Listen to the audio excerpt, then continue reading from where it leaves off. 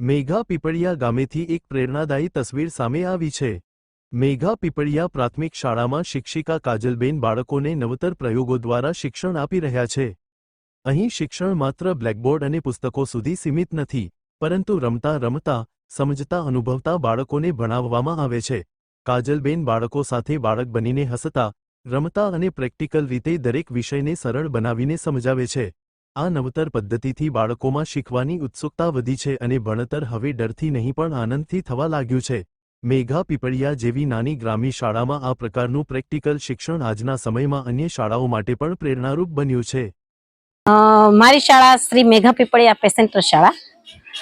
હું કાજલબેન ભીમજીભાઈ પાનસુરિયા।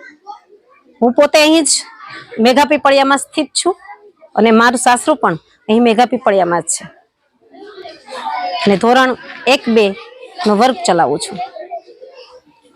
મને બાળકો સાથે રહેવું ખૂબ ગમે છે અને બાળકોને જોઉં એટલે મને કંઈક ને કંઈક નવું કંઈક કરવાની મન જાગે, ઈચ્છા જાગે અને ઓટોમેટિક મારામાં કંઈક ને કંઈક નવી પ્રવૃત્તિ આવી જાય અને બાળક સાથે ઓતપ્રોત થઈને કોઈ પણ પ્રવૃત્તિ રોજબરોજ કંઈક ને કંઈક નવી નવી પ્રવૃત્તિ કરાવું છું અને બાળકો થકી જ, બાળકોના સાથ સહકારથી જ હું દરેક કાર્ય કરી શકું છું।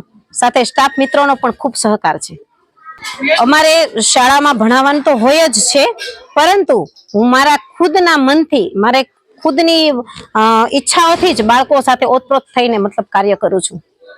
આ તો એવું છે કે ભાઈ નાના ધોરણમાં તો તમે આજુબાજુના વાતાવરણને અનુલક્ષીને તો તમે કોઈ પણ પ્રવૃત્તિ બાળકોને કરાવી શકો છો। વધારે પડતું તો એવું છે કે ભાઈ સરકાર છે એ અમુક TLM છે કે અમુક ગ્રાન્ટ્સ છે અથવા તો અમુક પુસ્તકો પણ બાળકોને માટે આપે જ છે, પણ એ સિવાય પણ આજુબાજુમાંથી મળતી મૂર્ત વસ્તુઓનો ઉપયોગ કરીને પણ હું પ્રવૃત્તિઓ કરાવું છું અને સિલેબસને આધારે પણ ઘણી એવી પ્રવૃત્તિઓ છે અને એમાં પણ ઘણા ચેન્જિંગ કરીને હું પ્રવૃત્તિ કરાવી રહી છું।